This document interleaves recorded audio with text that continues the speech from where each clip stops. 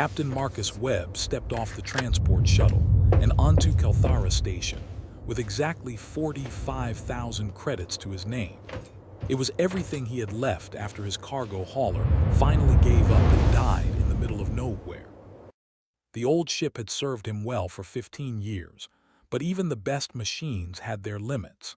Calthara Station floated in neutral space, a massive ring of metal and glass where the galaxy's military surplus got sold to the highest bidder. Marcus had been to dozens of auctions before, but never one this quiet.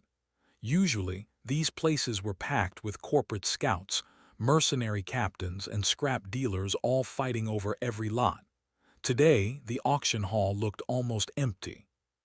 "Strange," Marcus muttered to himself as he walked through the entrance. The hall was designed to hold thousands, but he counted maybe 30 people scattered across the seats. Most of them looked nervous, checking their datapads constantly and whispering to each other. The auctioneer was a Vaxillian named Crexther. He had 7 eyes arranged in a circle around his head, and right now all of them looked bored. He stood on the platform, his translator device making his clicking language sound flat and uninterested in standard Galactic Common. Lot 843 mining drones starting at 5,000 credits, Crexther announced. A few hands went up. The bidding was over in seconds. Sold. Lot 844 medical supplies starting at 2,000 credits. He had researched the catalog before coming. There were supposed to be 3 decent cargo ships in today's auction. Any one of them would get him back in business. He just needed to be patient and not get into a bidding war he couldn't afford. The auction continued. Lot after lot went by. Marcus noticed something odd. Several items that should have attracted heavy bidding went for almost nothing. A military-grade shield generator that should have sold for 50,000 credits went for 8,000. A set of plasma cannons went for scrap prices. And every time something valuable came up, at least half the bidders suddenly found reasons to leave the hall. Lot 847, Crexther's voice cut through Marcus's thoughts. Corvathi Empire Heavy Cruiser, registry number KE9847, designation Eternal Silence. Class 7 military vessel, 400 meters in length, full weapons suite, primary systems functional. Starting bid, 30,000 credits. Even an old one should be worth millions, not thousands. He pulled up the lot details on his datapad. The Eternal Silence had been decommissioned only 3 years ago. The scan reports showed all major systems were operational. There was no battle damage, no obvious defects. It was being sold as military surplus, immediate removal required. 30,000 to the gentleman on the left, Crexther said, though his eyes seemed to be looking everywhere except at the bidders. Do I hear 35,000? His face went pale, which for an Antarian meant his skin turned from blue to gray. He stood up quickly and walked toward the exit. The Hyrcan merchant watched him go, then looked at his own datapad.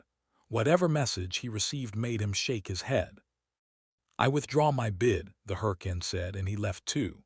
The auction hall went completely silent. Crexther's 7 eyes scanned the room. 35,000 going once. Any other bidders? This is a full military cruiser, people. 400 meters of prime starship. Marcus felt his heart beating faster. Something was wrong here. Very wrong. But a Corvathi cruiser for 35,000 credits. He could sell it for scrap and make 10 times that much. If the systems really worked, he could refit it and have a ship that would last him the rest of his life. 40,000 credits, Marcus heard himself say. Every eye in the room turned to look at him. Crexther's expression didn't change, but his eyes focused on Marcus with sudden intensity. 40,000 to the human in the back. Going once, going twice. Sold to Captain Webb for 40,000 credits. Please proceed to the payment station immediately. One old Corvathi female actually made a warding gesture, like she was trying to protect herself from bad luck. The payment station was automated. Marcus transferred his credits and received the access codes, registration documents, and docking bay information. The whole process took less than 5 minutes. Usually, buying a ship involved hours of paperwork and inspections. "Your vessel is in Bay 17, Section Delta," the computer voice said. "Congratulations on your purchase." They weren't being subtle about it. 2 guards in full armor watching his every move. When he looked at them directly, one of them shook his head slowly. The gesture was clear. "You made a mistake. Bay 17 was in the oldest section of the station. The lights were dimmer here, and the air had that recycled taste that meant the filters needed changing." Marcus's footsteps echoed in the empty corridor. The bay doors opened, and Marcus got his first real look at the eternal silence. She was beautiful.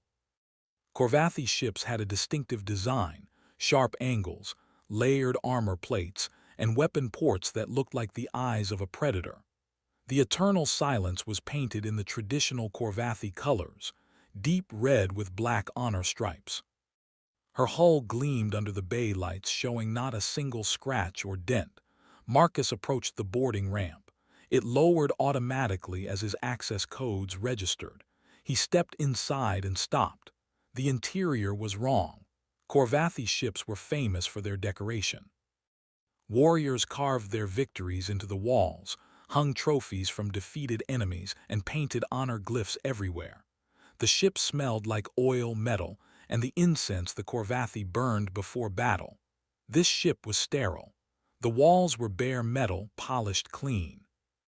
The air smelled like chemicals, like someone had scrubbed every surface with industrial cleaners. The corridors were empty, no personal effects, no decorations, nothing. Marcus walked through the ship slowly. The bridge was functional but abandoned. All the stations were powered down. The crew quarters had been stripped completely. Even the galley was empty, not a single plate or cup left behind. He made his way to the cargo bay. It was a massive space, large enough to hold several smaller ships or hundreds of cargo containers. But it was empty except for one thing. At the far end of the bay was a door. It was different from all the others, made of some dark metal that seemed to absorb light. Covering the door were symbols that Marcus had never seen before. They weren't Corvathi or any language he recognized. They seemed to shimmer when he looked at them directly, and staring at them too long made his eyes hurt and his head feel strange. Marcus approached the door carefully. There was no control panel, no obvious way to open it. He touched the surface and it was cold, colder than it should be, colder than the space around it. "Ship AI activate," Marcus said to the empty air. Usually that would wake up a vessel's computer system. Nothing happened. "Computer, respond. Authorization code Web Alpha 7. He had just spent every credit he had on a ship that shouldn't exist. A ship that the Corvathi Empire had practically given away. A ship that scared away experienced bidders and made security guards pity him. And somewhere inside this ship was something behind a door that hurt to look at. Marcus Webb smiled. He had always been too curious for his own good. It was what made him a good explorer and a terrible businessman. Whatever was behind that door, whatever reason the Corvathi had for sealing it away, he was going to find out. He pulled out his datapad and started documenting everything. The symbols, the door dimensions, the unusual cold. Then he began searching for tools. If the ship's AI wouldn't help him, he would do this the old-fashioned way. Outside the eternal silence, the 2 security guards watched the bay doors. "How long do you think the human will last?" one asked. "Before he opens the door or after?" the other replied. They both fell silent, waiting to see what would happen next. 2 days passed on the eternal silence, and Marcus was no closer to opening the sealed door. He had tried everything he could think of. Cutting tools just slid off the dark metal surface without leaving a mark. Plasma torches made the metal glow for a second, then fade back to its original state. Even military-grade explosives, which he definitely shouldn't have had, did nothing. The ship itself was a mystery. Marcus had managed to get basic power systems online. Life support worked perfectly. The engines were in excellent condition, but whole sections of the ship's database were either corrupted or locked behind encryption he couldn't break. It was like someone had gone through and deliberately erased specific information. The worst part was the dreams. Every night since boarding the ship, Marcus had strange visions. Not nightmares exactly. He would see vast stretches of empty space, darker than anything natural. And there was a presence, something that communicated not in words but in pure mathematical concepts, equations that felt alive, numbers that carried meaning beyond what they should. He would wake up with his head full of formulas he didn't understand, with the feeling that something was trying to tell him something important. On the third day, Marcus admitted he needed help. He sent a message to the station's commercial district and hired a Corvathi tech specialist. If anyone could understand Corvathi military systems, it would be one of their own people. The specialist's name was Krath. He was a mid-sized Corvathi with gray scales and several visible scars across his arms, marks of honor from his warrior days. He arrived at the ship with a large case of tools and scanning equipment. "You are the human who bought the eternal silence," Krath said as he climbed the boarding ramp.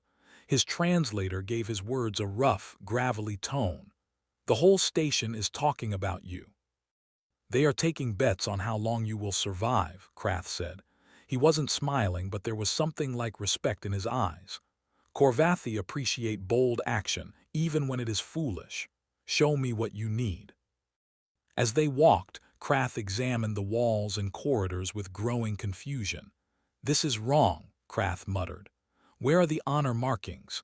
Where are the crew emblems? Every Corvathi ship carries the history of its warriors." Someone cleaned everything. He turned around and started walking back toward the exit. "I cannot help you. Our contract is void. I will not charge you." For a long moment he said nothing. Then he turned back to Marcus and his expression was serious. "Those are quarantine markers," Krath said quietly, "from the Imperial Science Division, specifically from the Forbidden Artifacts Wing." "I've never heard of that." "When they find something too dangerous to study and too dangerous to destroy, they seal it away." Krath pointed at the eternal silence. "Your ship was not decommissioned, Captain Webb. It was scuttled. The Empire wanted whatever is behind that door gone from their fleet, gone from their records, gone from memory. I suggest you sell this ship to someone else and walk away. Find a nice, normal cargo hauler. Live a long, boring life." The symbols seemed to pulse faintly, though that might have been his imagination. He thought about what Krath had said. The Corvathi Empire had sealed something dangerous inside, something they couldn't destroy. But they also hadn't dumped the ship into a star or left it floating in deep space. They had put it up for auction, where eventually someone would buy it. Why? Marcus pulled up the ship's emergency systems on his datapad. Every starship had backup protocols, ways to override locked doors in case of fire, hull breach, or other disasters. The eternal silence was no different. It took him 6 hours of work, rerouting power conduits and bypassing security protocols, but finally he created a manual override. "This is either really brave or really stupid," Marcus said to himself. Then he activated the override. The sealed door made a sound like reality tearing. It was a noise that shouldn't exist, metal grinding against something that wasn't metal, electricity crackling through something that wasn't quite space. The symbols glowed bright white, then faded to black. The door slid open. Beyond was a chamber that made Marcus's eyes hurt. The room was larger than it should be. The cargo bay was only 50 meters wide, but the chamber seemed to stretch for 100 meters in every direction. The geometry was wrong, angles that bent in impossible ways. At the center of the chamber floated a crystalline structure. It was roughly coffin-shaped, about 2 meters long and made of something that looked like glass but shifted colors constantly. The same reality-bending symbols covered its surface, flowing like liquid. Marcus stepped into the chamber carefully. His footsteps echoed strangely, like he was walking in a much larger space than he could see. As he got closer to the crystal, he could see something inside it. It was a person, a human person, a woman. She was suspended in some kind of stasis field, frozen in time. Her eyes were closed, her expression peaceful. She wore a uniform that Marcus didn't recognize, not from the Earth Federation, not from any of the colony worlds, not from any human faction he knew. Marcus circled the crystal slowly, his heart pounding. On the woman's shoulder was a mission patch. He leaned closer to read it. UESS Prometheus Deep Space Survey. Chen Xenoarchaeology. Humans had only achieved faster-than-light travel 320 years ago.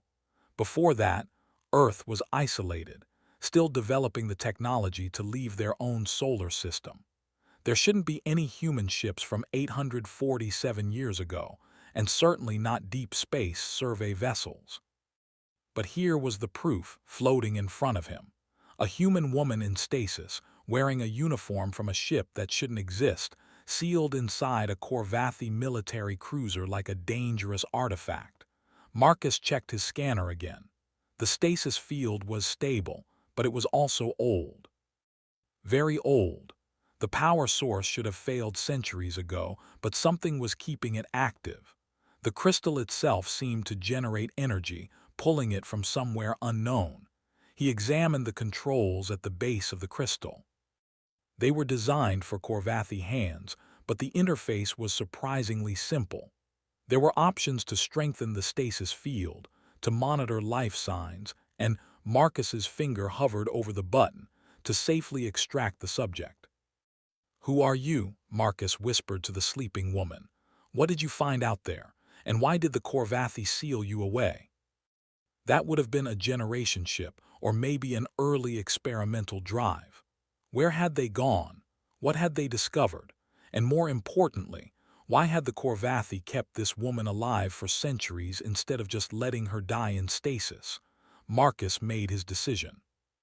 He carefully configured the extraction sequence, double-checking every setting. If he did this wrong, he could kill her, but leaving her trapped in the crystal felt wrong. She had been asleep for over 800 years. She deserved to wake up. "Here goes nothing," Marcus said. He activated the extraction protocol. The crystal began to glow. The stasis field flickered and pulsed.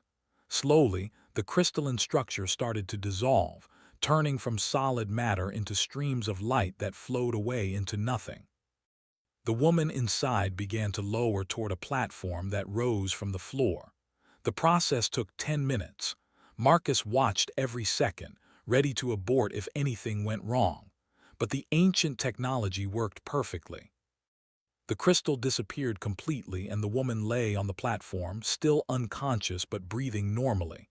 Marcus checked her vital signs with his medical scanner. Heart rate was increasing. Brain activity was rising. She was coming out of stasis naturally. Her eyes opened. They were brown, normal human eyes, except they glowed faintly with the same color-shifting light that had covered the crystal. She stared at the ceiling for a moment, then turned her head to look at Marcus. "Where?" Her voice was rough from disuse. "Where am I? What year is it?" Marcus helped her, supporting her shoulders as she struggled with muscles that hadn't moved in centuries. She looked around the chamber with growing horror. "No," she whispered. "No, no, no, the seal. Did you break the seal? I extracted you from the crystal. You're safe now." And now, she closed her eyes and tears ran down her face. "Now the beacon knows I'm awake. They'll know where to find us. And we have maybe 6 months before they arrive." Marcus helped the woman to the ship's medical bay. She could barely walk. Her legs shook with every step after 847 years of stasis. He got her onto a medical bed and started running diagnostic scans while she drank water slowly, letting her body remember how to swallow. "Take your time," Marcus said. trying to keep his voice calm even though his mind was racing. You've been asleep for a very long time. Your body needs to adjust. You were sealed in the cargo bay. Marcus pulled up a star chart on the wall display. This is Kelthara Station in neutral space, and this, he zoomed out to show the whole galaxy, is where humanity is now. We have 47 colony worlds, and we're part of the Galactic Council. But for how much longer? We launched from Earth 847 years ago with an experimental faster-than-light drive. It was humanity's first attempt to reach beyond our local star cluster. According to our history, FTL travel was invented 320 years ago. We never came back. An installation at the very edge of the galaxy, beyond the spiral arms floating in the void between galaxies. It was massive, the size of a solar system, and it was ancient, older than any civilization we've encountered. Older than the Corvathi, older than the Vaxillians, older than everything. We spent months studying it, trying to understand its purpose. The architecture was beautiful and terrifying at the same time. And everywhere, carved into every surface, was the same message repeated in hundreds of different writing systems. We didn't understand at first. We thought it was a warning about some ancient threat that had died out millions of years ago. But then we found the central chamber. It looked like a weapon. All the scans suggested it was designed to generate enormous amounts of energy. We thought we had found an ancient superweapon, something humanity could use to defend ourselves as we expanded into the galaxy. No, it was a beacon. Alara's voice was hollow. And when our science team accidentally activated it, it transmitted a signal across dimensions. A signal that said, here is a living civilization, here is food. What responded? The ancient species that built the installation called them harvesters. The ship was torn apart. My crew, her voice broke. My friends died screaming as those things pulled them through walls, through solid metal, as if matter meant nothing to them. Not really. Alara turned back to him and her eyes blazed brighter. The beacon device, when it activated, it released some kind of energy. Most of my crew died from exposure, but I was standing right next to it when it went off. Instead of killing me, it integrated with me. Into my neural tissue, my DNA, my cells. I became part of the beacon. The Corvathi found the Prometheus drifting centuries later, Alara said. They found me in the wreckage, still alive because the beacon technology was keeping me in some kind of stasis. When they realized what I was, what I carried inside me, they sealed me away. They knew the truth about the harvesters. They've known for thousands of years. About the harvesters. The survivors hide, rebuild, and eventually the memory fades into legend. Then it happens again. They're next on the harvest list, and they know it. That's why they've been stockpiling resources and building their ark ships. That's why the Corvathi decommissioned the Eternal Silence. This ship was meant to be an escape vessel when the harvesters arrive. Why keep it secret? They think controlled ignorance is better than destructive truth. When you pulled me out of stasis, it woke up, and it's transmitting. But now that they know I'm awake and accessible, they're going to come early. My calculations say we have about 6 months before the Vanguard forces arrive in this galaxy. Can we remove the beacon from you? And even if I did die, the beacon would just transfer to the nearest compatible host. She looked at Marcus with an expression of grim determination. But there might be another way. It's showing me things, memories from the original builders. They found something. A weapon that actually works against the harvesters. The ancient species split it apart and hid the pieces, with instructions encoded in the beacon. They knew the harvesters would come back. They were leaving a gift for whatever civilization would be foolish enough or brave enough to try fighting. The ancient species wanted to make sure only a desperate, coordinated civilization would be able to use it. They were looking for people crazy enough to risk everything for survival. They have resources, ships, armies. They were going to run and let everyone else die. The Council's plan is the same: save the important people, let the rest become harvester food. But here's what they don't know. The beacon inside me is showing me where all 12 weapon fragments are hidden. I can guide us to them. And the weapon, it won't destroy the galaxy. It will lock the harvesters out of this dimension for another 50,000 years. Long enough for us to prepare properly, or maybe find a permanent solution. Even if we find all 12 fragments, how do we activate a weapon that spans the entire galaxy? It requires cooperation, communication, and coordination across vast distances. Exactly the kind of things that civilizations develop when they're not preparing to run away. We've been coordinating global networks on Earth for centuries. We built the Federation by bringing dozens of colony worlds together. Humans are experts at the impossible logistics that other species think can't be done. Ilara's eyes blazed brighter. The ancient species left this weapon for someone who wouldn't give up. Someone stubborn enough to try when everyone else said it was hopeless. Then he looked out the window at the stars, at the galaxy that had no idea what was coming. "The Council is going to try to stop us," he said. "Absolutely. I know some people who are just crazy enough to help. Thank you for being that person." It really does. Marcus sent encrypted messages to 3 people he trusted: Admiral Sarah Okonkwo of the Earth Federation Defense Force, a smuggler named Jax who owed him favors, and a hacker collective that operated in the shadows of the Galactic network. Within 12 hours, he had responses from all 3. They all said the same thing: "Are you insane?" Ilara used the beacon's knowledge to create a star map showing the locations of all 12 weapon fragments. Some were in abandoned systems. Others were hidden on populated worlds. One was apparently inside a black hole's event horizon, which seemed impossible, but Ilara insisted the ancient technology could handle it. They were planning their route when the ship's sensors detected incoming vessels. A lot of them. 6 ships dropping out of FTL, Marcus said, checking the displays. Military configuration. They're not broadcasting identification, but those hull signatures are Galactic Council design. Her eyes were glowing brighter now, a side effect of the beacon becoming more active. They know. Someone at the auction must have reported the ship's sale. The Council monitors any transaction involving quarantine vessels. The ship systems responded to her directly, without her using the controls. Information flowed across the screens in languages Marcus didn't recognize. But this ship has something they don't know about.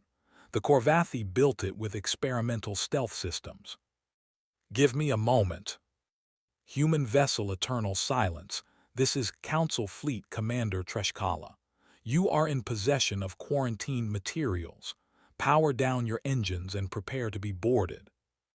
I bought this ship legally at auction. I have all the proper documentation.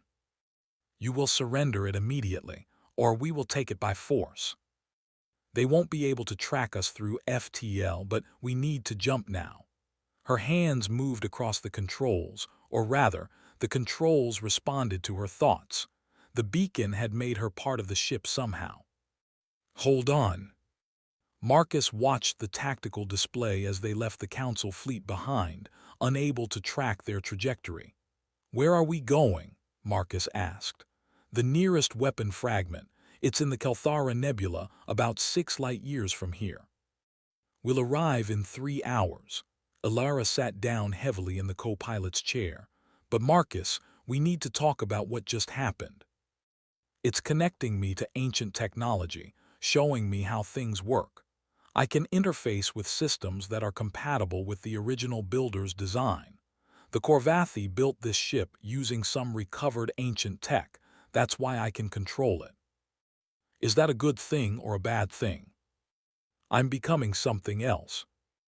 The nebula was a vast cloud of gas and dust, filled with electromagnetic interference that made sensors nearly useless, perfect for hiding things. Alara guided them through the nebula using the beacon's knowledge. They found the weapon fragment floating in space inside a protective field, a crystalline object about 3 meters long, covered in the same symbols that had been on Alara's stasis chamber. They were retrieving it with the ship's cargo manipulators when 12 ships emerged from the nebula clouds surrounding them. Council ships. Somehow, they had tracked the eternal silence after all. Admiral Treshkala's face appeared on the screen again. "You cannot hide from us, Captain Webb. We have been tracking Council quarantine vessels for millennia. Did you think we would let you escape with the beacon holder?" The eternal silence moved like nothing Marcus had ever seen, dodging, weaving, rolling through space with impossible precision. Alara wasn't piloting the ship. She was the ship. The beacon let her react at the speed of thought. They couldn't run this time. There were too many ships, and the nebula made FTL jumps too dangerous. Marcus armed the weapons systems and returned fire while Alara kept them moving. The battle was intense. The eternal silence was one ship against 12, but it was a Corvathi heavy cruiser with full military armament. Marcus's shots were precise, disabling engines and weapon ports without destroying the Council ships entirely. He didn't want to kill anyone. These were just people following orders. Then Alara did something unexpected. The beacon inside her activated fully, and suddenly the symbols covering the weapon fragment began to glow. Energy surged from the fragment into the ship and then outward in a pulse that washed over all 12 Council vessels. Their ships stopped dead in space, all systems frozen. "What did you do?" Marcus asked. "The weapon fragments respond to the beacon," Alara said. Her voice sounded strange, layered with harmonics that weren't quite human. "I used it to generate an electromagnetic pulse specifically tuned to Council military systems. They'll be rebooted and functional in about 10 minutes, but by then we'll be gone." The glow in her eyes was brighter now, and he could see faint symbols moving under her skin across her face and arms. "Alara, are you okay?" "Every time I use the beacon's power, it integrates deeper.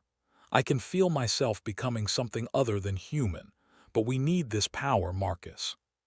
We can't fight the Council and find the other fragments without it." But as they traveled to the next fragment location, Marcus couldn't shake the feeling that they were losing Alara piece by piece. Over the next week, they retrieved 4 more weapon fragments. Each time, the Council found them. Each time, Alara's powers grew stronger and she became less human. She stopped eating. She stopped sleeping. She would stand on the bridge for hours, communing with the ship's systems, her eyes blazing with alien light. After the 5th fragment, Marcus finally confronted her. "We need to talk about what's happening to you." "There has to be. This is the price for using the weapon. Someone has to become the conduit, the connection between all 12 fragments." "I've been asleep for 847 years, Marcus. I missed humanity's rise to the stars. I missed everything. But now I get to save it all. That's worth the cost." When they dropped back into normal space, they found themselves facing not Council ships, but something much worse. A Harvester Vanguard scout. It appeared as a shadow against the stars, roughly the size of a small moon. It wasn't quite solid. Parts of it seemed to exist in other dimensions, flickering in and out of reality. Where it moved, space itself seemed to tear and bleed.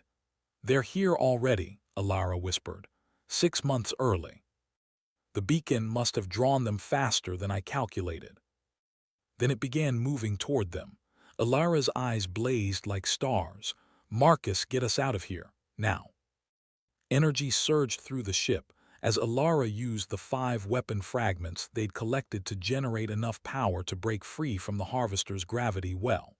They jumped to FTL, leaving the shadow creature behind. But Marcus knew they had just been given a preview of what was coming. The Harvesters were here, ahead of schedule, and they had 7 more fragments to collect. Time was running out, and with each fragment, Alara became less human and more something else entirely. "We need help," Marcus said. "We can't do this alone. This is going to start a panic." A message that would change everything.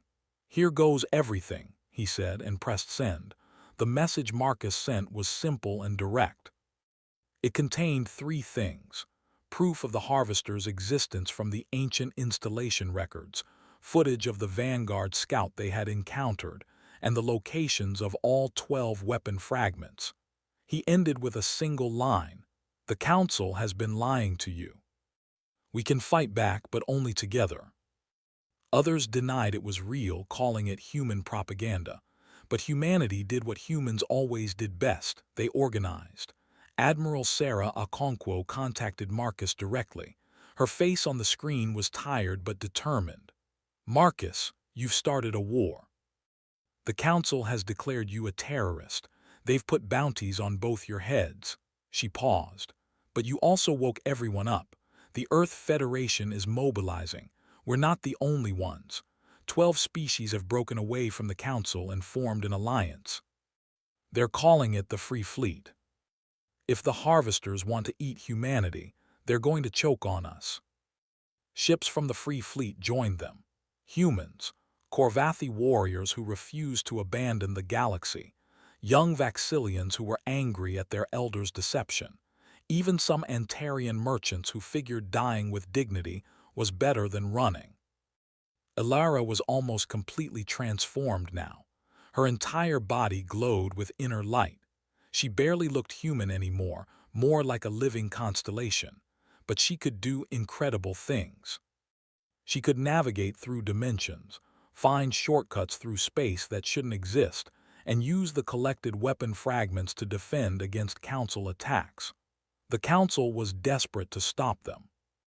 Admiral Treshkala led a massive fleet to intercept the Eternal Silence at the 9th fragment location. 50 warships against their small group of volunteers. The battle should have been over in minutes, but the Free Fleet fought with desperate courage. Human pilots pulled maneuvers that broke every rule of physics, trusting their instincts over tactical computers. Corvathi warriors boarded Council ships and convinced their brothers to defect mid-battle. A group of hackers from 6 different species simultaneously infiltrated Council command networks and caused chaos. Alara used the 9 fragments they'd collected to create a barrier that held off the entire Council fleet long enough for them to retrieve the 9th piece. But the effort nearly killed her. After the battle, Marcus found her on the bridge, barely conscious. "I can feel them coming," Alara whispered. "The Harvesters, the main fleet. They'll be here in 3 weeks. The weapon, when it activates, someone has to stay at the control point. Someone has to maintain the dimensional lock manually. It takes centuries to set properly. I'm the only one who can interface with all 12 fragments simultaneously. When we activate the weapon, I'll have to go to the ancient installation, the place where this all started, and I'll have to stay there, alone, for thousands of years. There has to be another way. And maybe, someday, humanity will advance far enough to free me properly, to give me a real life again. I've already lived 847 years longer than I should have, and now I get to save everything. That's more than most people get." The Free Fleet grew larger. More species joined every day as evidence of Harvester scouts appearing throughout the galaxy became undeniable. The Council's authority collapsed as people realized their leaders had been preparing to abandon them. The 12th and final fragment was the hardest.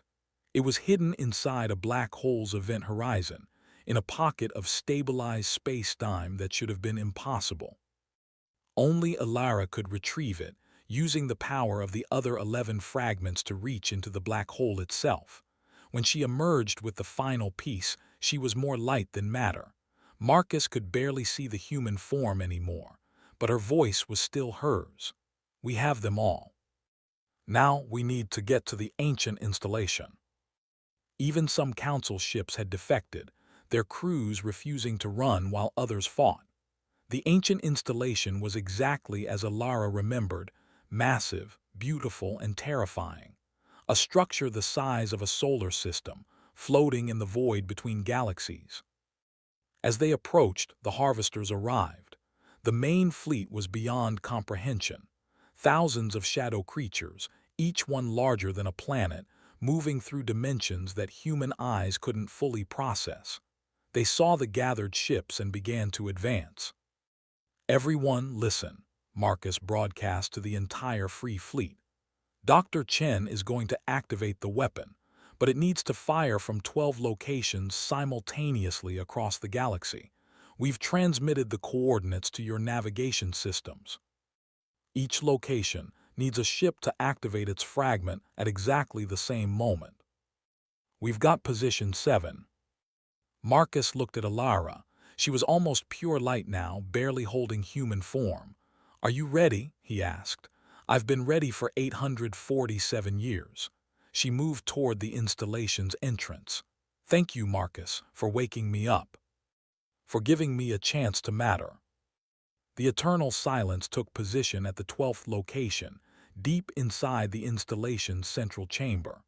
Around the galaxy, 11 other ships reached their positions. The harvesters were closing in fast, their shadows beginning to consume outer star systems. Alara's voice came over every comm channel in the galaxy.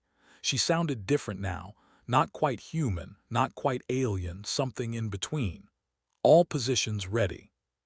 Then let's show these things what happens when you threaten our home, activating in 3, 2, 1, now." The coordination required was impossible. Communication delays alone should have made it fail. But humanity had spent centuries mastering global networks, timing stock markets across continents, coordinating space stations in real time. Other species had similar skills developed over millennia. Together, they pulled off the impossible. Energy erupted from all 12 locations, meeting at the ancient installation. Alara stood at the center of it all, her body fully transformed into pure light. She reached out with power that spanned dimensions and grabbed the harvesters. The weapon didn't destroy them. Instead, it rewrote the dimensional barriers they used to travel. Space-time folded, twisted, and locked. The harvesters found themselves pushed out of the galaxy, unable to return. Their shadows receded as reality itself rejected them. The process took 3 hours. When it was done, the harvesters were gone, banished to the space between dimensions for 50,000 years. Long enough for the galaxy to prepare properly. Long enough to maybe find a permanent solution. But Alara remained at the installation, frozen in crystal once more, maintaining the dimensional lock. Her sacrifice was complete. Marcus landed the eternal silence in the installation's docking bay. He walked to the chamber where Alara stood, or floated, really, her body preserved in the same kind of crystal that had held her before. But this time, she was aware. He could feel her presence, warm and alive, just distant. He placed his hand on the crystal. "I'll come back, every year, and humanity won't stop looking for a way to free you." Marcus returned to the ship and contacted the Free Fleet. "The weapon is active. The harvesters are locked out. We won." The old Galactic Council dissolved in disgrace, and a new one formed, one built on honesty and cooperation. Humanity found itself at the center of this new galaxy, not because they conquered anyone, but because they had been crazy enough to fight when everyone else wanted to run. Other species looked to Earth for leadership in this new era. 10 years later, Marcus Webb commanded the Eternal Silence, now flagship of the Free Fleet. The old ship had been rebuilt and upgraded, but he kept the original name. It reminded him of what they'd sacrificed. Every year, on the anniversary of the Harvester's defeat, Marcus made the journey to the ancient installation.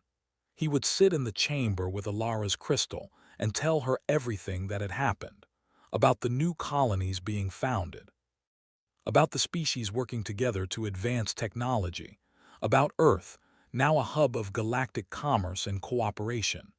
"We're getting closer," he told her on the 10th anniversary. "The best scientists from 40 species are working on freeing you. They think they might have a breakthrough in another 20 years. When we do free you, the galaxy you wake up to is going to be amazing. We're building something beautiful, something worth saving, and it's all because you were brave enough to pay the price." Somewhere out there, beyond the dimensional barriers, the harvesters waited, but the galaxy was preparing. New technologies, new alliances, new hope. And when those creatures returned in 50,000 years, if they were stupid enough to try again, they would find a galaxy united, strong, and absolutely unwilling to become anyone's food. Humans had taught the galaxy something important: never give up, never stop fighting. Never accept that something is impossible, because sometimes the most human thing you can do is refuse to let the universe tell you no. Marcus smiled as he left the installation, heading back to a galaxy that was finally, truly free.